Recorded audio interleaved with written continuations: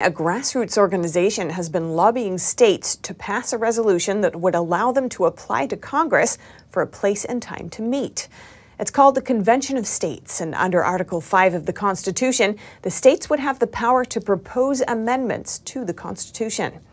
NTD's Arlene Richards finds out more about what the convention is and how it can change our federal government.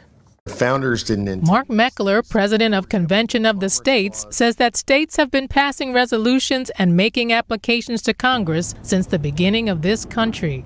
But in order to call for a Convention of the States, it takes 34 states to agree on what the convention will be about. And so far, none of them have been able to agree. Until recently. So us being here at 19 states on the way to 34 puts us way ahead of where anybody else has been, or, in all of these efforts in all of American history. Again, there have been over 400 distinct applications for a convention of states.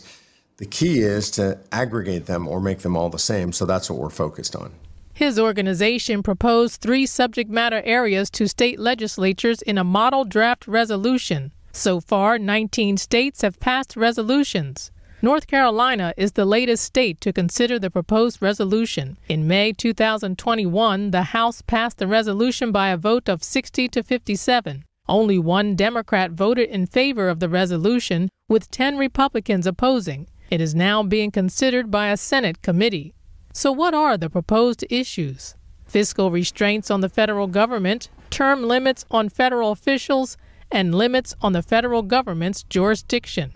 Meckler said fiscal restraints would include a balanced budget amendment, imposing tax caps and spending caps, and imposing generally accepted accounting principles on the Federal Reserve. We have a budget deficit every year. We have long-term debt of currently over $30 trillion. To be frank, nobody even knows how much $30 trillion is. No human being can wrap their head around that. Also, the federal government's jurisdiction was originally limited to 17 enumerated powers, but the judiciary has helped to expand those powers through its interpretation of the Constitution.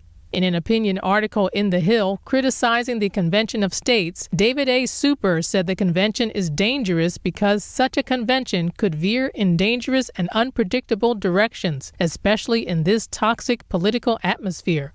But Meckler thinks the founders intended for people to have close relationships with state representatives. That is because they believe that government close to the people is better. If the North Carolina Senate passes the resolution, 20 states will be calling for a convention. Meckler said he will continue to work to build grassroots numbers and teach them how to lobby their legislators. Arlene Richards, NTD News, New York.